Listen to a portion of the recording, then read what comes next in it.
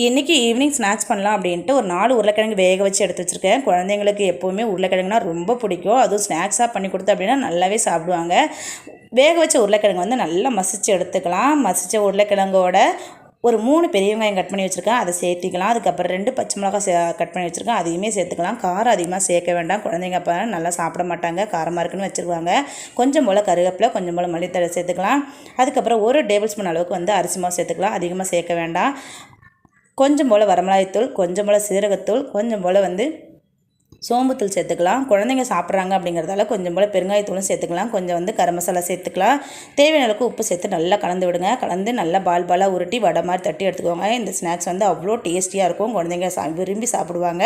Try பண்ணி சாப்பிட்டு பார்த்துட்டு எப்படி இருந்துச்சு அப்படிங்கிறத கமெண்ட்டில் சொல்லுங்கள். ஃப்ரெண்ட்ஸுங்களுக்கும் ஷேர் பண்ணுங்கள். அவ்வளோதான் வந்து என்னோடய ஸ்டைலில் வந்து உருளைக்கிழங்கு வடை வந்து ரெடி ஆயிடுச்சு. இந்த பதிவு பிடிச்சிருந்தது அப்படின்னா நம்ம சேனலை சப்ஸ்கிரைப் பண்ணி லைக் பண்ணி சப்போர்ட் பண்ணுங்கள். இஞ்சி டீயோட சுட சுட வடை ரெடி ஆயிடுச்சு.